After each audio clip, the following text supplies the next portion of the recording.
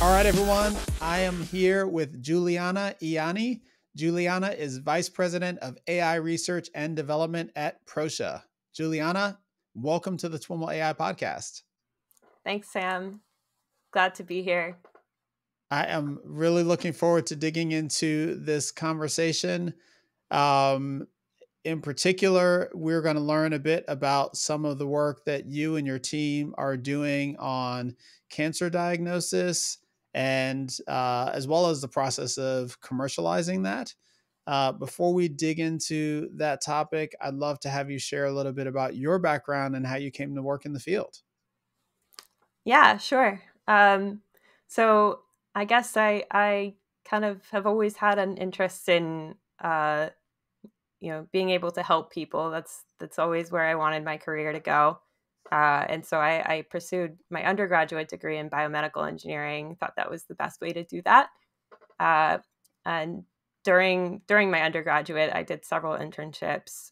One of them was in biomedical informatics, and actually had a kind of a bad mentorship experience during that internship, but ended up shaping my career positively. um, so I didn't have a lot of direction. Ended up really kind of teaching myself machine learning principles because of that lack of direction. During that internship. Eventually got assigned a fantastic new mentor, and learned quite a bit during that. But during that internship, I was learning all these things about machine learning, which wasn't really referred to as machine learning and anything that I was reading at the time. But all of the same ideas, and I realized that data is very powerful. But we have kind of the most data in the medical field. It's in imaging.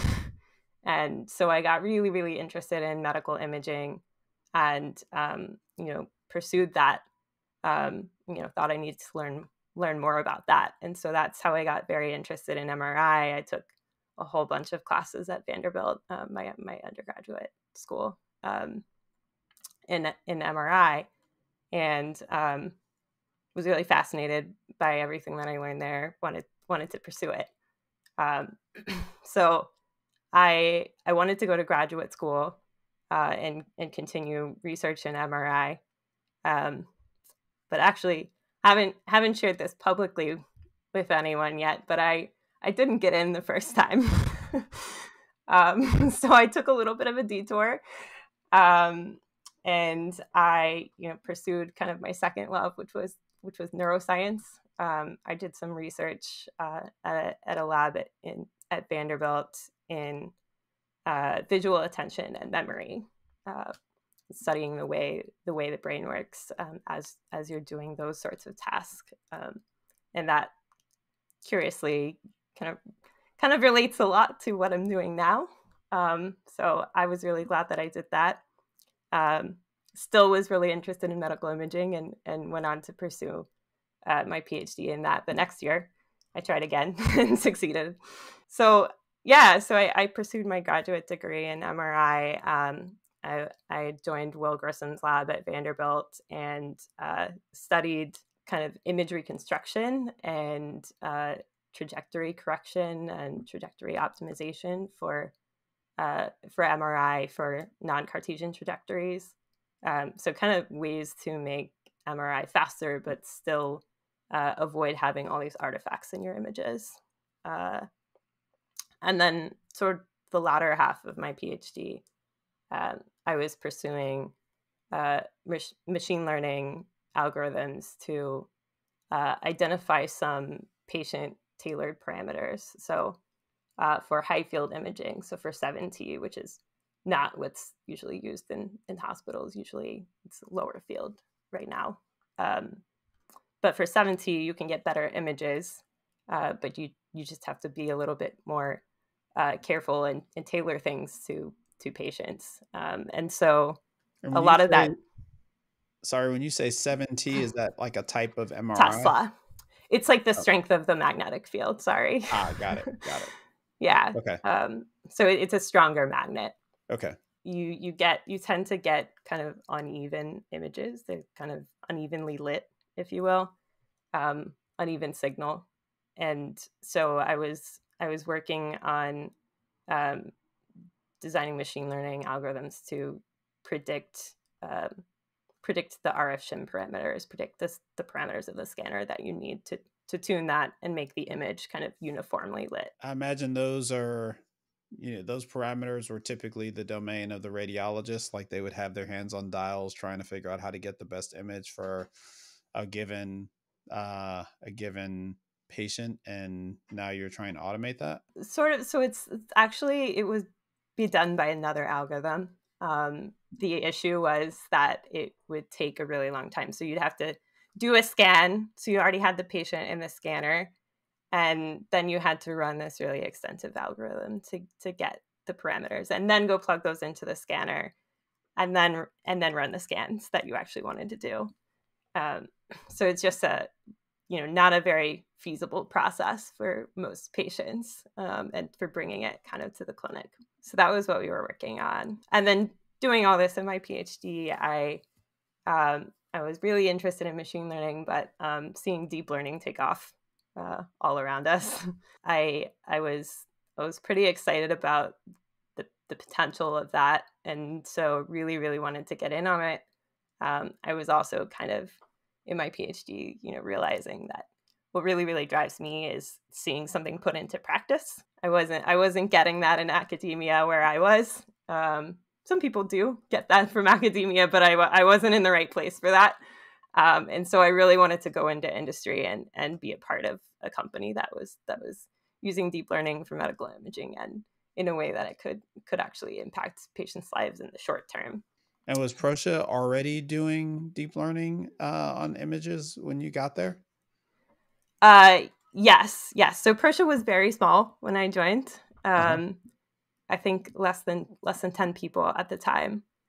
So I got in kind of early days, although the company had been around for a few years already. I think it was founded in 2014. Now, 10 people doing AI data stuff, or 10 people total the entire company? 10 people total the entire company. Wow. Okay. Yeah. The core product, you say image management, like content management system for radiology, or? So pathology images are kind of different from radiology. So usually, if you have a suspected cancer, you'll get like an MRI or a CT scan. That'll be like the first thing that happens. But later down the road, if there's still suspicion, you'll get a biopsy, and that tissue gets sent off to a lab that processes it. They're eventually going to slice up the tissue into really thin pieces, embed it in wax, and stain it and put it on a slide. So that like glass slide, like like you had in high school biology class, like gets looked at normally under a microscope to diagnose your cancer. But what Proscia deals with is actually digitized versions of those glass slides. So very, very high resolution images of very, very small pieces of tissue. Tell us a bit about where deep learning comes into the picture. So deep learning has kind of taken off in the field of pathology, in the field of kind of studying this type of image. And there are a whole host of potential applications for it. What we focus on at Proscia is applications that are built in some way to make the pathologists' lives easier, to make labs more efficient. So enable more efficient assigning of cases to different pathologists or specialists, or enabling them to review their cases faster. We also focus on deep learning systems, or as we probably controversially refer to them, AI systems. We also focus on systems that can improve accuracy of pathologists. So in some scenarios, there are certain diagnoses that are a lot harder to make than others. Mm-hmm. And pathologists often disagree on those diagnoses. And so any way that we can deliver use AI to deliver information to the pathologists that will improve their accuracy is something that we're interested in too. So that's maybe a good segue to talking about the paper that you and your team will be presenting at the ICCV Computational Challenges in Digital Pathology workshop. If that's not enough of a mouthful, the title of the paper is a pathology deep learning system capable of triage of melanoma specimens utilizing dermatopathologist consensus as ground truth. Did I get all that? You did. Sorry for that. We'll make our next title shorter. So what's this paper all about? So this paper is about new technology, new AI system that we've developed that's really kind of building on our previous work. So previously we built a system that could sort of sort and triage pathology cases before pathologists reviewed them. It sorted them into 4 different categories that were not specifically diagnostic categories, but related to the diagnosis, kind of diagnostic groupings you could think of. And the reason that we wanted to do that was to kind of make the pathologists work more efficient. Be able to have them review certain cases earlier in the day, so they could order additional tests if they needed to earlier in the day, if it was a group of cases that was more likely to need additional testing, things like that. But that previous system didn't do something that pathologists were really, really interested in, and that was to classify melanoma. So melanoma is not the most common form of skin cancer, but one of the most deadly. And so it's also one that pathologists disagree on a lot. So if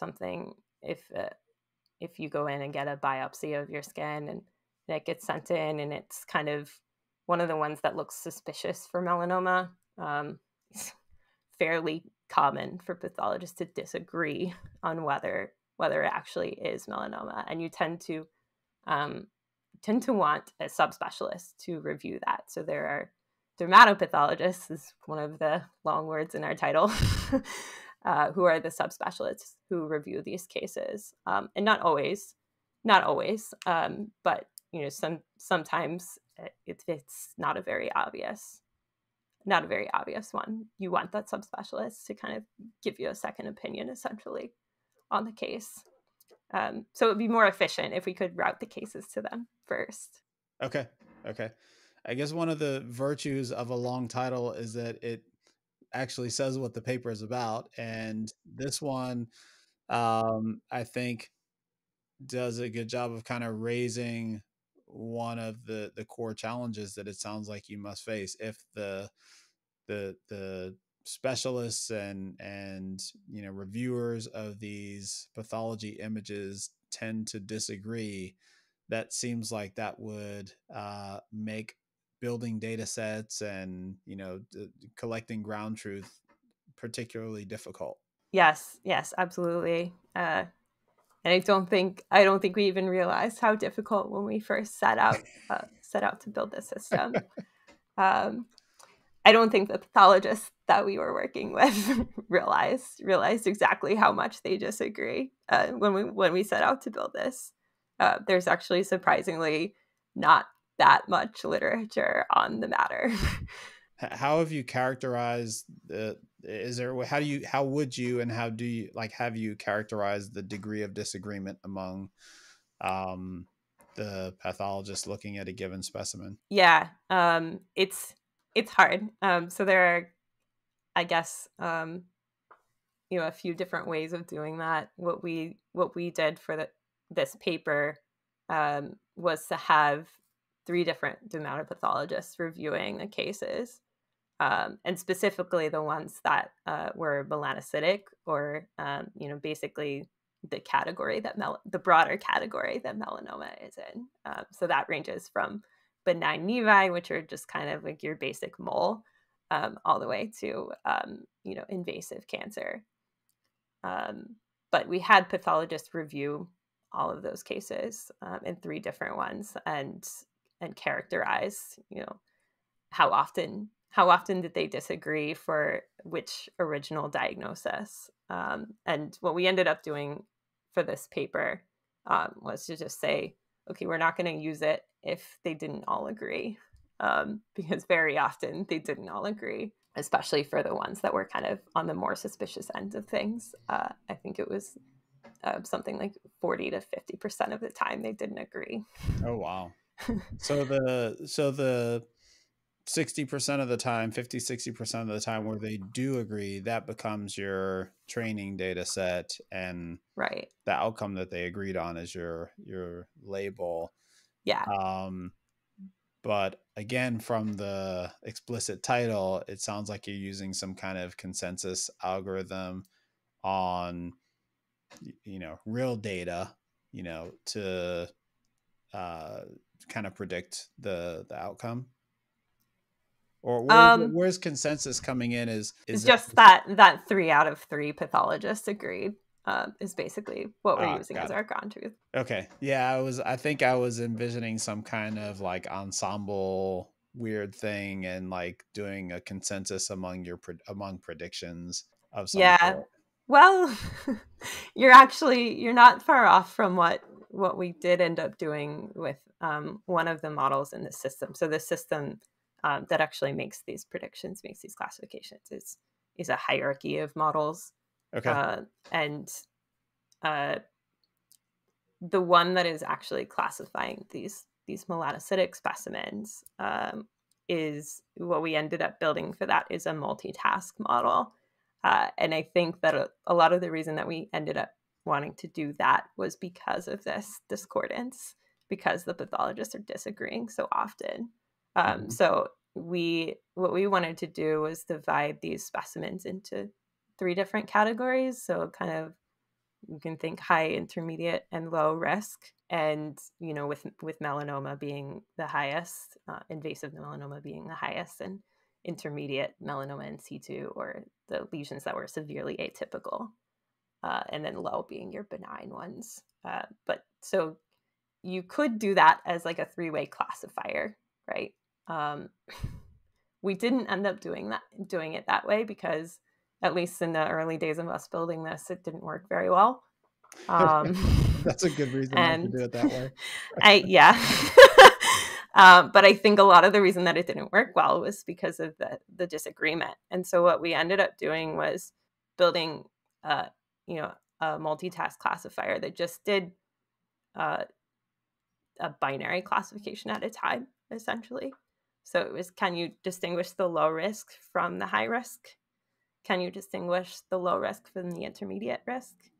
And can you distinguish the intermediate risk from the low risk? Can we chunk up this classification into smaller tasks, and just do that? Because our ground truth was just too noisy to do this as just a typical like 3-way classifier. And the approach to training was kind of an end-to-end approach. They kind of multitask trained this entire system, or did you train them independently or hierarchically or something like that? Hierarchically. We did end up having to train them independently, so it's Okay. not an end-to-end system. It would be cool if it was, Uh-huh. but the system we built has kind of several pieces. So there's an embedder, and then there's kind of a hierarchy of 3 different models, Mm-hmm. that to arrive at a final classification. So it would have been a lot to build this as an end-to-end system. Yeah. Probably a lot of issues that we would have run into, but not impossible. So tell us about the model. What is it? What are the components? I mean, you mentioned high level what the components are, but like what are the components, and how did you arrive at them? Were they all custom? Was there some off the shelf stuff that you used? How did you ultimately arrive at an approach for this? Yeah, so this system, like I said, was built off a system that we had previously built. So it's a bit of an evolution. Many different pieces involved. So one of the issues I haven't discussed yet that we've run into was that some of the images have artifacts that are kind of correlated in many cases with the the ground truth. Um, and so we wanted to get rid of those. Those, namely, the major ones that we encountered were that pathologists sometimes use pen ink to mark cancer on the tissue. Yeah. So that was an issue we ran into. So that was kind of a whole other project that we did, and we had a custom model built to eliminate pen ink from our images. And did you try to remove it or just kind of block it out? I guess the way to talk about this is to explain a little bit more about how our models work. So first thing we have to do, because these are very, very large images, we have to kind of chunk them up. So we're first kind of detecting the tissue regions on the slide. And then we just kind of patch those up into what we call tiles. So there are maybe like a whole bunch, thousands of 128 by 128 pixel images that are our tiles. And so when we remove ink, we You're literally dropping just tiles with. drop tiles. Yeah. Yeah, I realized as I said it that kind of blocking it out wouldn't be much better than just leaving the ink in if you fed a image with blocked out ink to the downstream model. Yeah, probably not, but it depends. I've seen a paper that tried to use GANs to just, generate, like Infill. tissue look, yeah, infill. Uh-huh. But it didn't look like it worked very well. So maybe there's a strategy there. Mm-hmm. Yeah, to what degree was that 128 by 128 kind of an architectural hyperparameter that you played with? Was that just where'd that decision come from? Sam, there are so many hyperparameters and so little time. We haven't played with that one yet, Okay. actually. It may be taking a step back. We've seen over the years kind of many approaches to trying to detect cancer in images. All different kinds of cancers, all different kinds of approaches. To the point where like some very, very famous AI people said, "Oh, this is a solved problem." Like, we're going to replace radiologists with AI systems. I think we've all kind of dialed back, that enthusiasm a bit, or rhetoric, if you would go that far. But kind of give me a sense for, or give us a sense for, what distinguishes this particular work from the other work out there, that is trying to do similar things. Definitely not a solved problem. I feel like we all generally in this industry now understand how complicated even the self-driving cars problem is, and this is at least that complicated.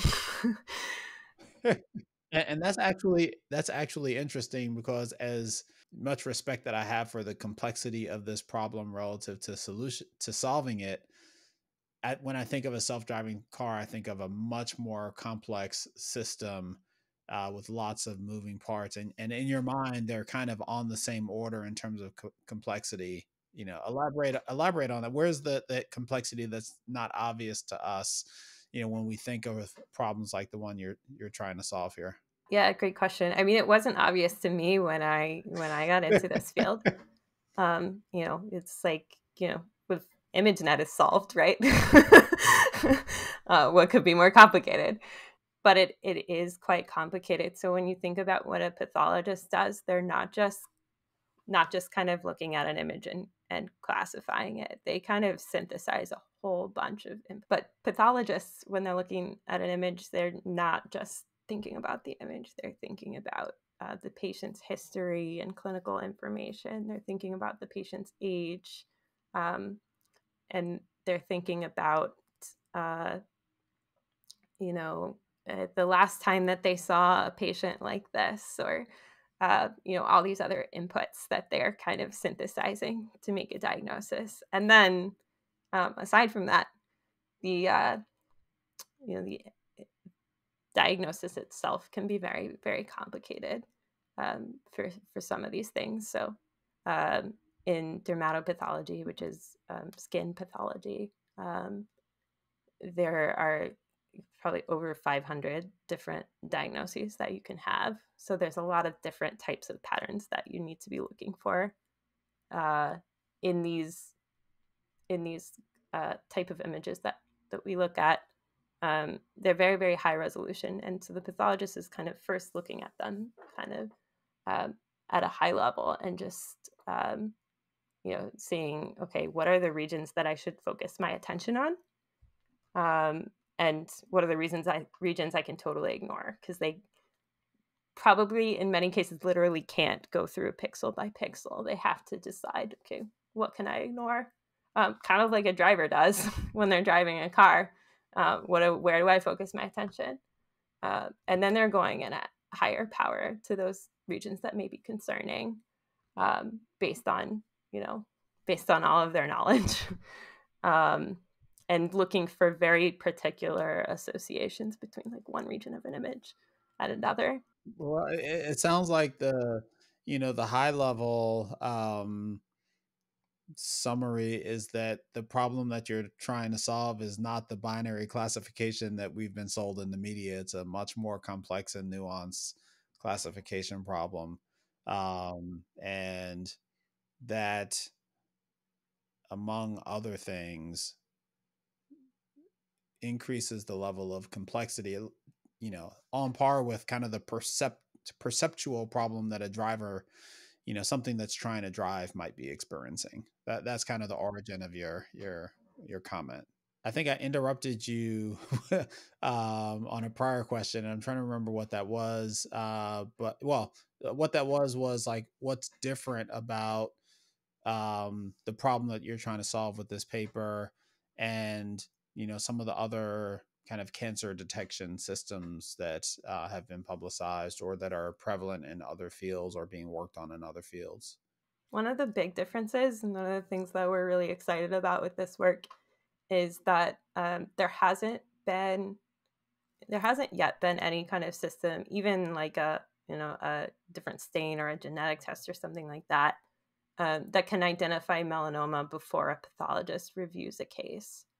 And the reason we're really excited about the system being able to do that is because it means that you can send that case to the right person very quickly, rather than it having to get passed along from one person to another to say, like, oh, this isn't what I should be diagnosing. Let me send it to my colleague down the hall or across the city.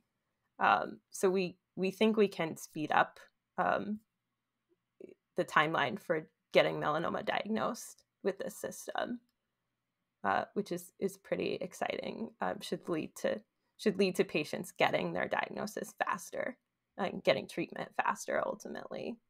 Is it the case that other systems that are out there like rely on some kind of metadata or coding or something like that comes from the pathologist in order to make their decision? Like, good question. With skin pathology, really aren't that many AI systems out there at all. So we're one of the first to really explore this, and definitely the first to really explore it at a level where it's this close to the clinic. There have been a number of papers kind of with a more academic bent, exploring the issue. But the only other tests that are out there right now that can detect melanoma are tests that are run after the pathologist has looked at the image. So it's basically, they'll be looking at something that looks suspicious for melanoma, and it's maybe borderline. So the pathologist is not sure. Is this melanoma? Is this not? Should I recommend that they get a really deep excision or not? And so they'll send it off to a lab that does like genetic testing or does an additional stain on the tissue, so that they can tell a little bit more about it. And those tests will kind of like give you like a score for the likelihood of melanoma. But you can't run it on just like any skin specimen. They're only intended for after the pathologist has looked at the case. Talk a little bit about the specimen versus image issue. When we read about, a system that might, one of the early ones was identifying breast cancer in a, a radiological image.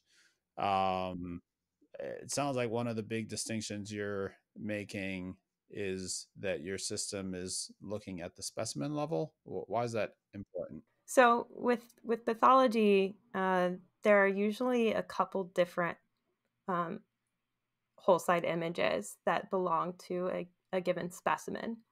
Um, and that specimen, by the way, might correspond to like a biopsy that has been taken, like of a mole. So your mole might end up being kind of a specimen, and it might end up with tissue on a couple different slides that the pathologist has to look at.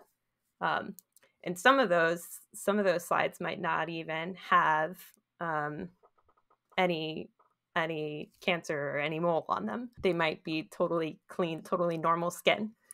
And so the pathologists, when they're making a diagnosis, they look at all the slides that are part of the specimen or the case. And we wanted our AI system to be able to do that too. It was a challenge because there's so much tissue on a single slide, not to mention multiple slides.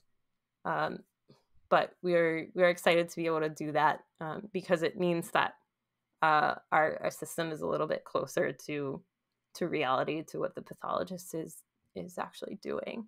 Is the model's ability to work at the specimen level kind of part of its training routine? And I guess in contrast, what I'm imagining is that there's a simple heuristic that is, hey, if any of these slides has cancer, then the specimen has cancer. Is that not Yeah.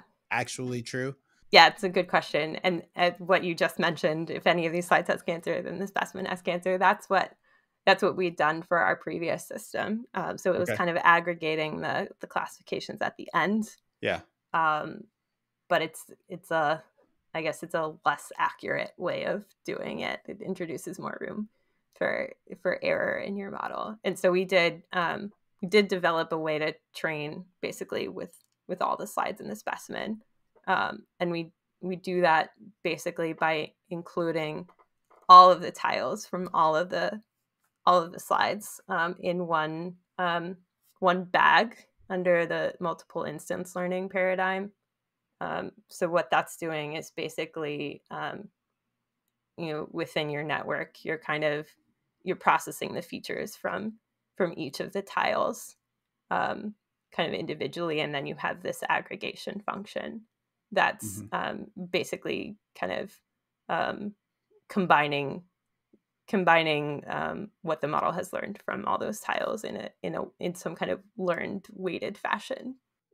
Kind of continuing on this particular point, is the idea that if a model makes this kind of simple aggregated decision, the decision, the error rate is higher because that decision is just wrong sometimes, and the aggregated heuristic is just not correct? Or is it more nuanced, like by doing the aggregation, the training is more efficient, or the model learns different things, and so because it learns those different things, it makes better decisions? I think the answer is both. So yeah, I think it is a more error prone process if you have to do that aggregation at the end, because you have the chance to like let's say you have 3 different images in a single specimen. You have 3 different chances for your model to make an error on one of those, and then you're going to aggregate them. But the other side of the coin is that the way we do this should improve the training process as well, in some form or fashion. So we could do training by having a pathologist go in and label each of the slides. So I have 3 slides from this specimen. The specimen is a melanoma specimen. 2 of the slides have melanoma, and 1 of them, is just normal skin. I could have a pathologist label that, but it's not how the medical records are. The medical records just say, this specimen has 3 slides and it's melanoma. So it's like an extra data curation step if we can't directly use that. The other thing that we could do is, train a system with those 3 slides kind of independently and say they're all melanoma, but then you're introducing noise into your system. What's the overall structure of your model? Or what does the architecture look like? So we talked a little bit about how, our first step is kind of removing ink from the slides. Yeah. After we do that, what we want to do is basically create embeddings. And so we actually just use an off-the-shelf model for that. We use ImageNet trained on ResNet for this work. And so we basically create feature embeddings for each of the tiles independently. And then we have a hierarchy of models that actually makes the classification based on those embeddings. And the first, I guess there's one model at the top of the hierarchy, and that is basically distinguishing melanoma from everything else, or I guess melanoma and suspected melanoma from everything else. The reason why we did that is because we wanted the system to be highly sensitive to melanoma. And since melanoma is only about 2% of the overall cases, we had quite a class imbalance problem. So that's the first step of the hierarchy. And once we have the sort of suspected melanoma group, we have a subclassifier that is kind of refining that classification. This is the multitask model that I talked about before, that's distinguishing the high, low, and intermediate risk specimens. And then on the other side of things, for the specimens that were basically classified as not at risk for melanoma, we are providing 4 different classifications. So we have a separate classifier that's doing that.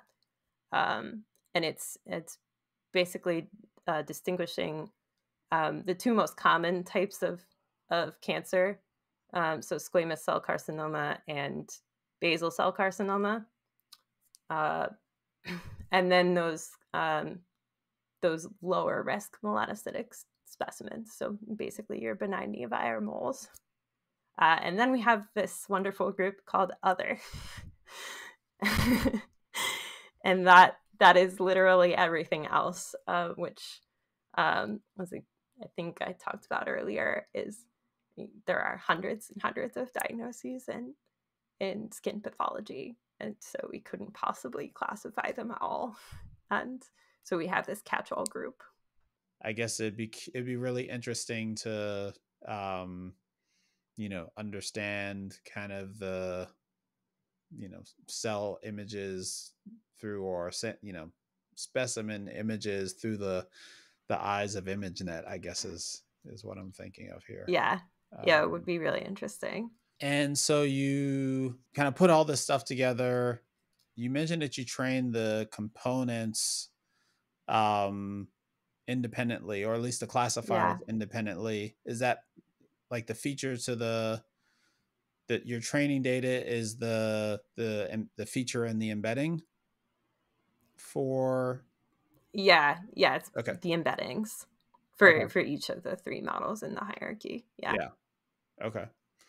Cool. And so, tell us about how it all worked, and what kind of results you saw, and um any challenges you ran into, that kind of thing. Yeah. Yeah. So this worked pretty well. We were able to distinguish the melanoma specimens uh, from the others pretty well. We had area under the curve of 0.93 in classifying the melanocytic suspect specimens, and uh, you know reproduced that pretty well in the two labs that we had for validation. So we were pretty happy with this result. I'm sure it could be improved on with more data even. The fact that we could get a decent number of the melanomas kind of pulled out into this suspect classification uh, already means that you can prioritize those in your case list if you're a pathologist. So versus they're just kind of like randomly interspersed throughout your day. Otherwise, we thought this was pretty exciting. And now you're the head of AI research and development at Proscia. Like, how does this translate into something that has impact, you know, at health centers and with users of your system? Yeah, yeah, that's a great question. So you kind of have to demonstrate that the system that we've built actually has utility in practice, and that you kind of see similar results in practice. So we've already done a couple of deployments of this particular system at a couple academic medical centers in just kind of a trial. So our first step was to see, make sure that it wasn't biasing the pathologist. So you don't want to impact their diagnosis in a negative way. So we were able to show that it didn't have any significant impact on their diagnosis. The next step is showing that it does indeed allow us to reduce the turnaround time for these cases, and for that, I think we need to um, show that at a larger site, and one that's kind of actually experiencing these challenges that they have. Multiple dermatopathologists or subspecialists and multiple general pathologists, and how do they allocate their cases in the most ideal way that makes them the most efficient. Got it. Got it. So some beyond the research, some promising results kind of in practice, but work to be done to, I guess, show that it has the desired benefit at scale. Yeah, yeah, exactly. Awesome. Awesome. Well, Juliana, thanks so much for sharing a bit about what you're up to and the paper. I'm sure there's lots more interesting stuff. Like I'm this last question that I asked about kind of productizing it. I can imagine going on for a long time just talking about that, particularly in a kind of mission critical, highly regulated space like healthcare. Yeah, Um, but super interesting project, and thanks so much for sharing it. awesome. Thanks, Sam. Glad to be here and glad to share with you guys. Awesome. Thank you.